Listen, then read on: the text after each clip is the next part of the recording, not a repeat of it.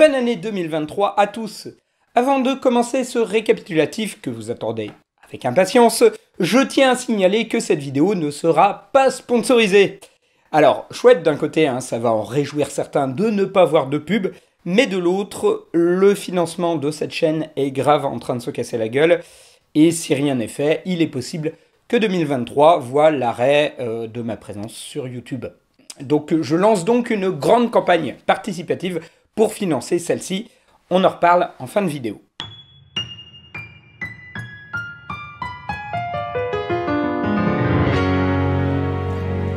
« 2022 est une année de 365 jours qui s'est écoulée entre l'année 2021 et l'année 2023. L'année fut marquée principalement par la guerre en Ukraine et par une canicule sans précédent, deux événements qui ont tous les deux impacté le prix de certains produits et par conséquent notre mode de vie.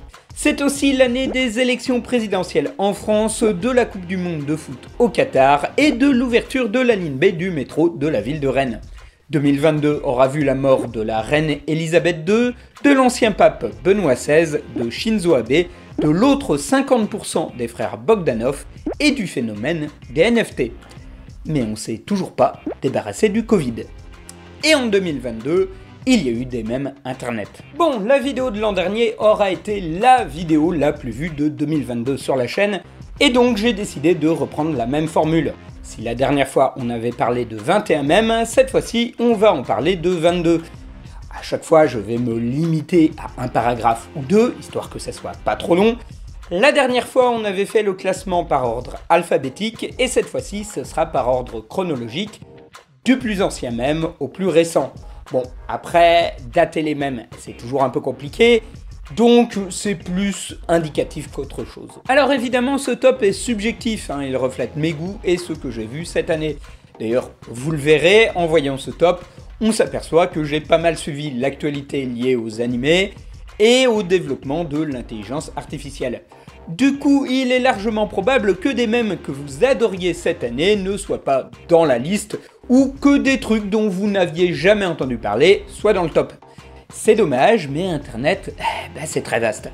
N'hésitez pas à m'en parler en commentaire, évidemment, de façon courtoise et polie. Et voilà, je suis content de retrouver mon fond étoilé un peu cheapos et d'annoncer les 22 mèmes de 2022.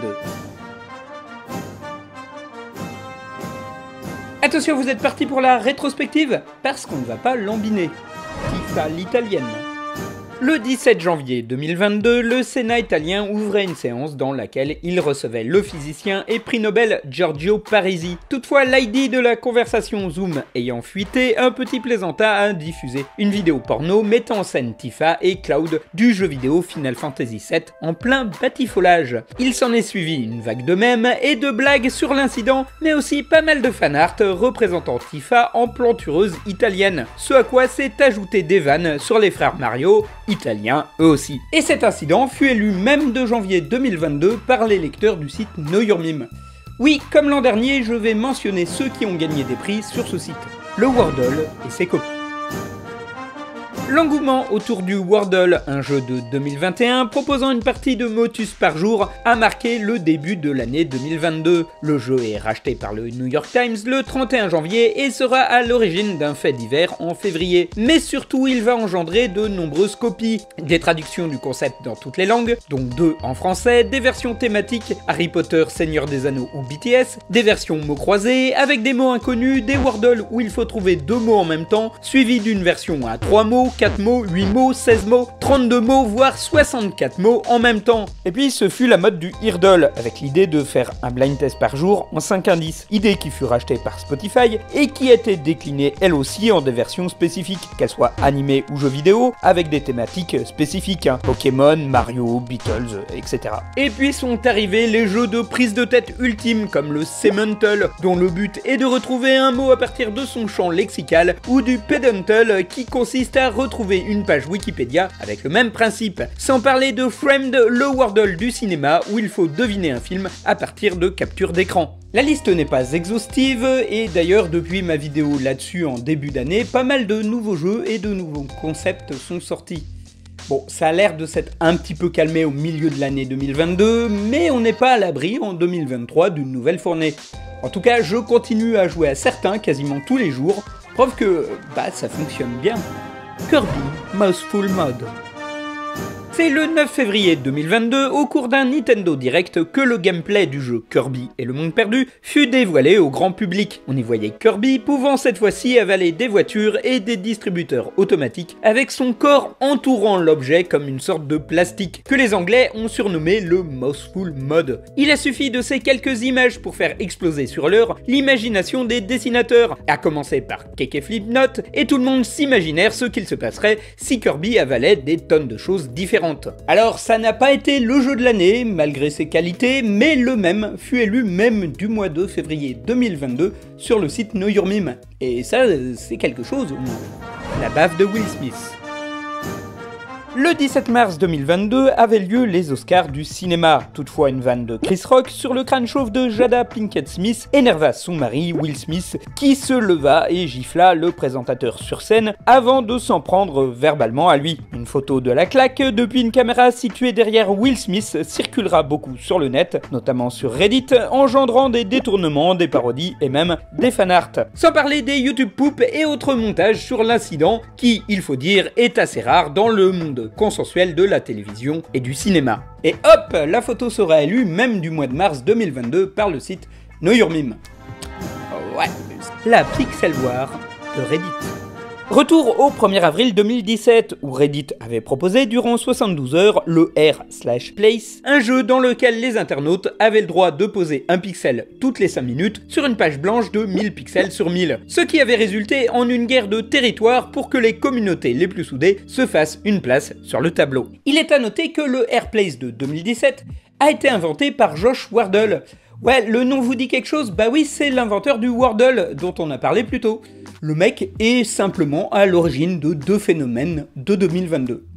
Comme ça. En 2022, Reddit voit plus grand, avec une expérience sur 3 jours, dans laquelle la feuille est agrandie le lendemain de 1000 x 2000, puis 2000 x 2000 pixels le surlendemain. Elle fut marquée cette fois-ci par la présence de communautés de fans se coordonnant sur Twitch ou Twitter. Défense. Le bas se fait attaquer. Ok, on se calme, roulement, faut pas paniquer, faites pas de Il y eut à nouveau le Void qui tentait de détruire tout sur son passage, des fêlés qui tentent de reproduire des toiles de maître, et des références à de très nombreux mèmes. Mais cette année a vu l'apparition de personnages d'Among Us s'incrustant en fond dans les dessins, et surtout la guerre des drapeaux. Si personne n'osa vraiment toucher à celui de l'Ukraine, frappé depuis un mois par la guerre, celui de la France s'imposa par sa grandeur, et se fit attaquer par les autres pays, notamment l'Espagne. Une lutte acharnée à laquelle participèrent activement les Twitchers Kameto et Inoxtag, avant que la toile ne finisse par être recouverte de blanc à la fin du 3e jour. Oh,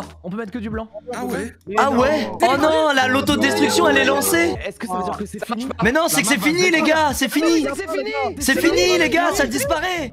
Je suis content d'avoir enfin pu en parler, et encore j'ai juste effleuré la surface. L'événement a été marquant par son intensité, mais aussi par sa brièveté.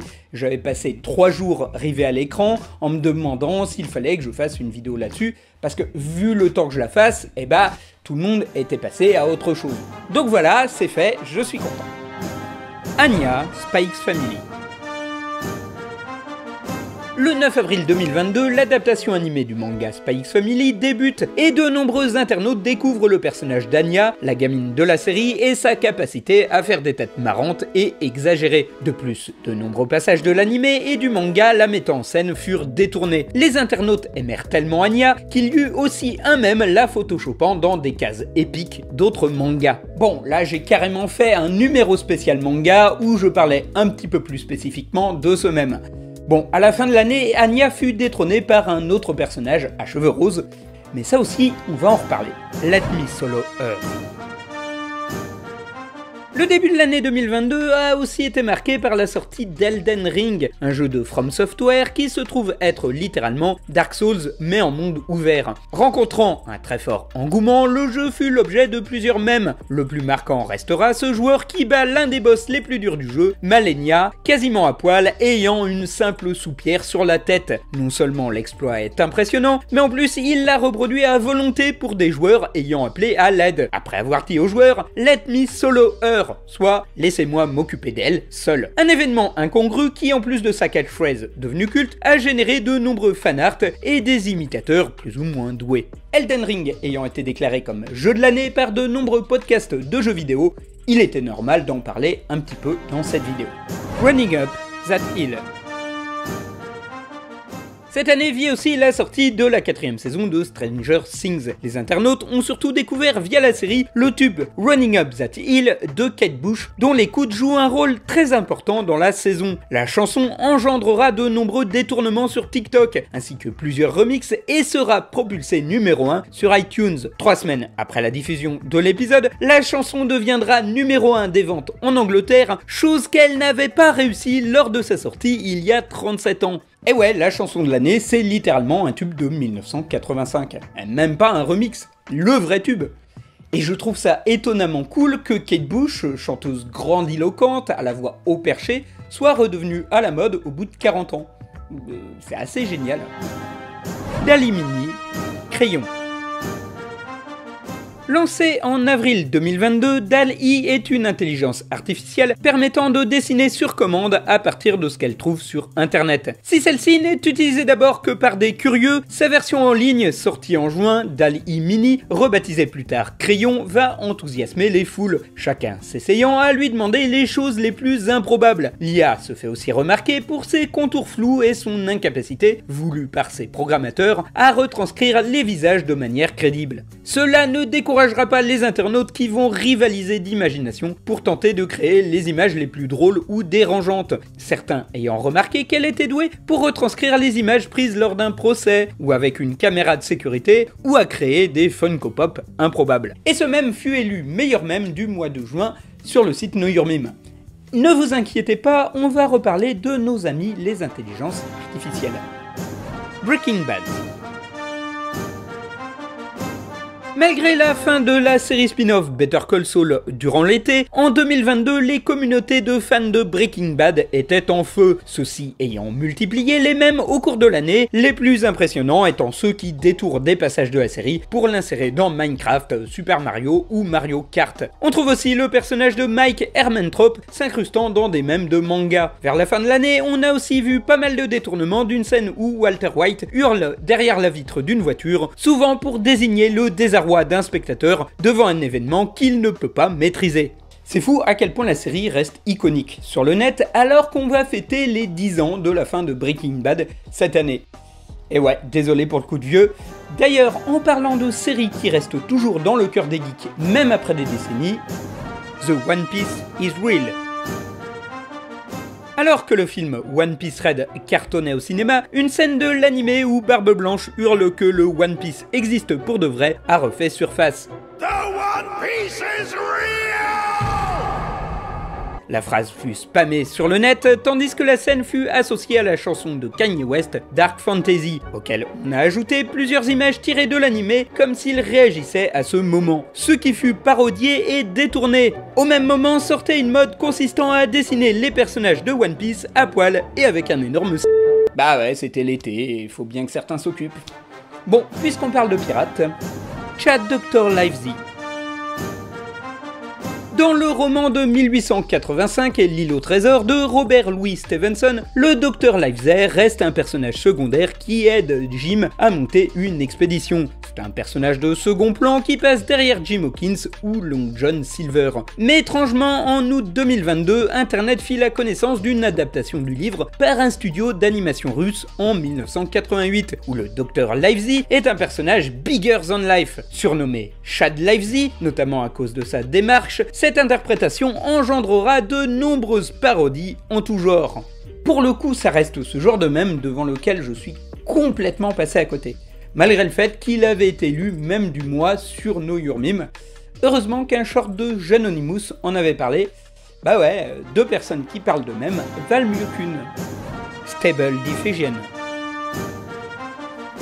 On avait parlé un petit peu plus tôt de ces IA capables de faire des images au plus grand désarroi des dessinateurs ou des gens aimant les mains à 5 doigts. Cet été, après le lancement de DALL-E 2, on eut le droit en août à Airflow.ai, mais aussi à Stability AI, aussi connu sous le nom de Stable Diffusion, que les internautes apprirent à utiliser afin de créer des fanarts et des dessins originaux de femmes en y ajoutant ce qu'ils rêvaient toujours d'y ajouter, à savoir les grosses doudounes.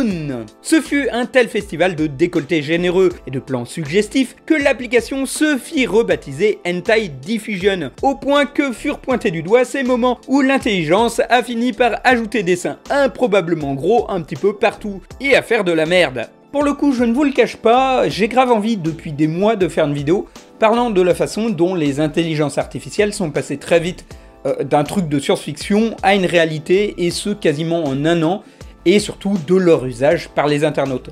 J'espère pouvoir sortir cette vidéo en 2023 parce que le sujet est assez passionnant. Le film Mario.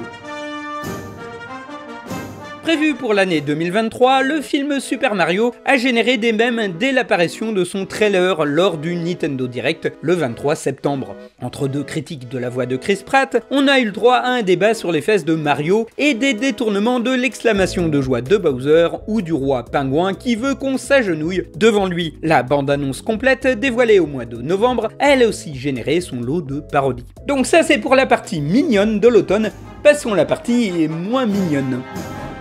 Chainsaw Man. Avec la saison d'animé d'automne, arriva enfin l'adaptation tant attendue de Chainsaw Man. Si l'animé a pu diviser, il ne laissa pas indifférent. Il y eut des fanarts, des reprises de certains dialogues de la série, des débats pour savoir quelle fille était la meilleure, ou pour savoir si Makima était une simple manipulatrice, ou carrément l'antéchrist. Mais le plus étonnant reste l'engouement pour Pochita, le démon tronçonneuse du premier épisode, qui engendrera de nombreux fanarts et des cosplays sexy. Pour le coup, l'ajout de Chainsaw Man dans ce classement est totalement un choix de Weeb, que j'assume. Les faux costumes d'Halloween. En octobre, on préparait Halloween, et à cette occasion, les internautes ont ressorti les costumes les plus improbables de leur magasin. Ou plutôt, ils en ont inventé, modifiant à loisir l'image de base des costumes de la marque Spirit. L'occasion d'imaginer des costumes d'eux-mêmes, de politiciens, mais aussi de se moquer des différentes couches de la société. C'était tellement d'époque qu'il fut élu meilleur mème du mois d'octobre par les lecteurs du site New York Meme. Bah ouais. Le Listenbourg.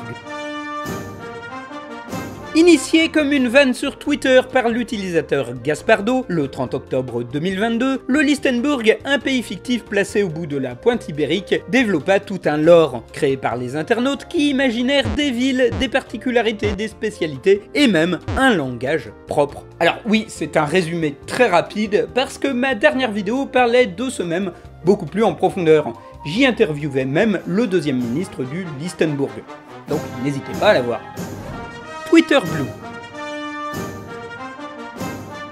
Une des grosses sagas de 2022, c'est aussi le rachat de Twitter par le milliardaire Elon Musk. Après de nombreux rebondissements, il fut acté le 27 octobre et occasionna, en plus d'un licenciement massif, un certain nombre de décisions plus ou moins discutables. La plus mémorable, c'est ce moment où Elon Musk va vouloir faire payer la certification 20 $, puis 8 $ par mois, sans qu'aucune vérification ne soit faite en amont, ce qui, en plus de générer de la moquerie, inspirera des plaisantins, qui contre 8 $ se firent certifier comme s'ils étaient des comptes officiels. Il y eut pléthore de faux comptes d'Elon Musk, ou de politiciens américains, mais aussi un faux compte Nintendo qui montra Mario faisant un doigt d'honneur, un faux compte Coca-Cola annonçant le retour de la cocaïne dans le coca contre 1000 retweets, mais surtout un faux compte de Eli Lilly & Company, une boîte pharmaceutique, qui annonça qu'ils allaient rendre l'insuline gratuite, ce qui la fit plonger en bourse. Au bout de 3 jours, la décision de Musk fut annulée.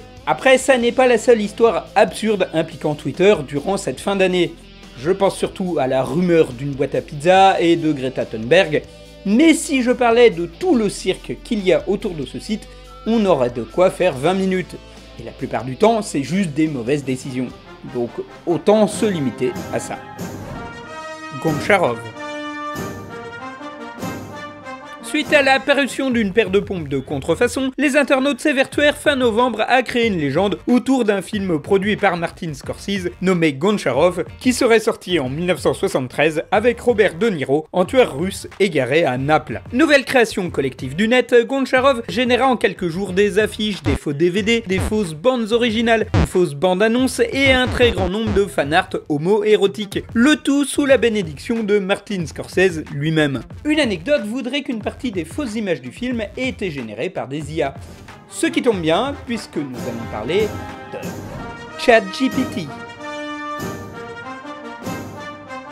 Il n'y a pas eu que des intelligences artificielles produisant des images durant l'année 2022, il y en a eu qui produisaient du texte aussi. ChatGPT est un modèle de langage préentraîné qui permet de générer du texte de manière fluide et naturelle. Il a été entraîné sur un très grand jeu de données et est capable de comprendre le contexte pour produire du texte cohérent et cohérent.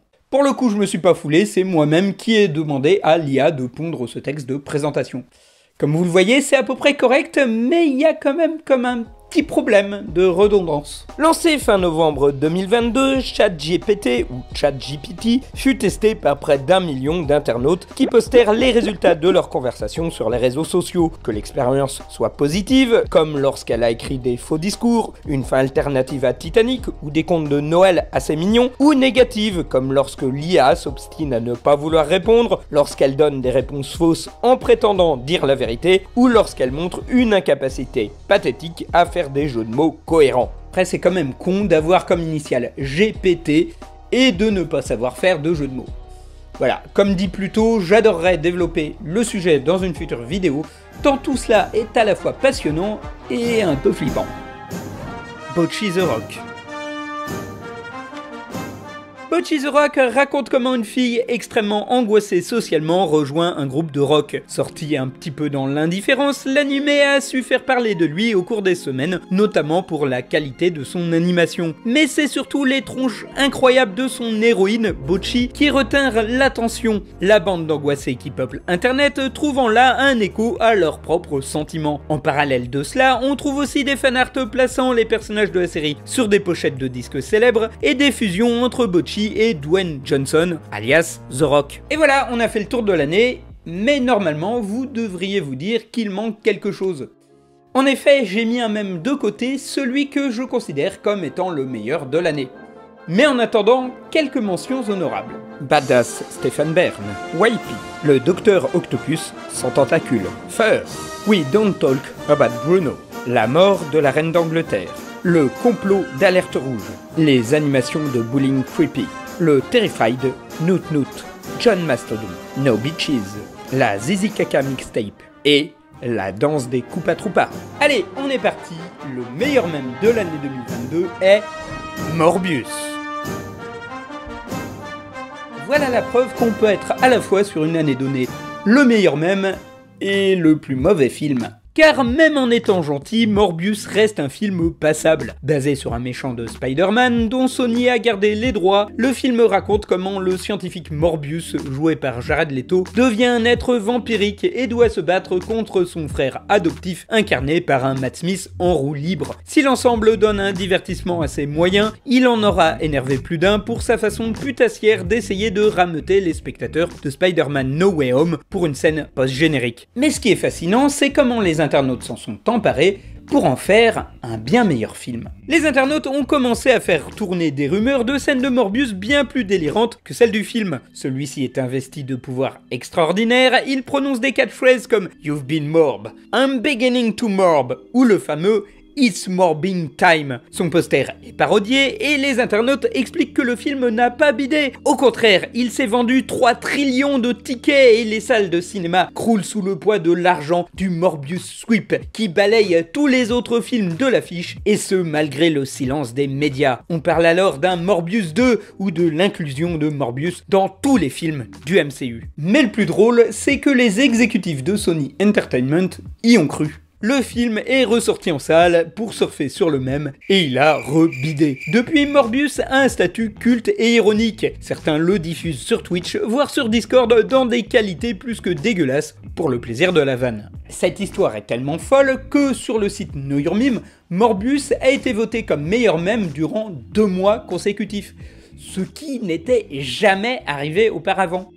Et c'est d'ailleurs assez fascinant de voir à quel point, même si on est blasé des mèmes internet, l'aspect création collective est toujours présent et peut même être poussé à des niveaux jamais vus, que ce soit en renchérissant sur un délire inventé par une autre personne ou en se coordonnant pour créer une œuvre immense en pixels.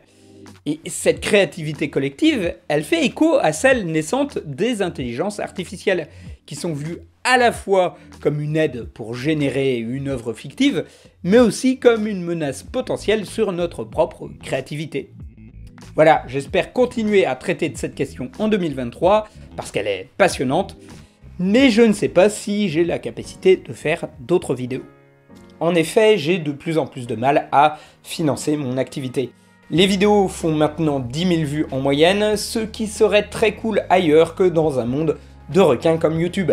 C'est une audience trop faible pour que les marques veuillent me sponsoriser, et pour YouTube, ça me rapporte quelque chose comme 40 ou 50 € par vidéo. J'avais bien des livres, mais ça se vend coup-ci coup-ça, et en plus, avec la crise du papier, les coûts d'impression ont grave augmenté, c'est plus très rentable. Or, j'ai estimé qu'il me fallait 400 à 450 € par mois pour continuer mon activité. Du coup, la dernière solution, ce serait de faire appel à vous pour financer la chaîne.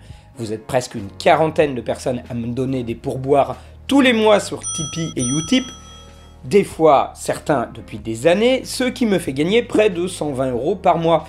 Je me dis qu'il suffit que vous soyez suffisamment nombreux à me donner 1 ou 2 €, voire 5 € pour les plus généreux, et j'arriverai à tenir la chaîne sans problème pour le reste de l'année.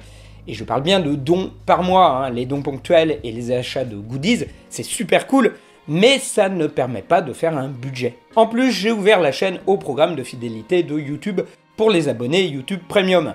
Donc il y aura des contreparties pour récompenser symboliquement les donateurs. Je peux vous envoyer des badges ou des livres dédicacés. Je me donne 2 mois pour qu'on y arrive. Si c'est le cas, c'est parfait, je continue les vidéos sans souci. Si ça n'est pas le cas, je change d'activité professionnelle. Et là, je sais pas si j'aurai le temps de m'occuper de la chaîne. Pour ceux qui veulent aider mais qui n'ont pas d'argent, n'hésitez pas à partager la vidéo, la liker, vous abonner, laisser des petits mots gentils qui aideront à la fois le référencement, mais aussi qui me remettront le moral au passage, parce que là, je suis bien déprimé. Pour finir, joyeuse année 2023 à tous, prenez soin de vous et de votre santé, et à la prochaine pour une vidéo encore plus spéciale que celle-ci.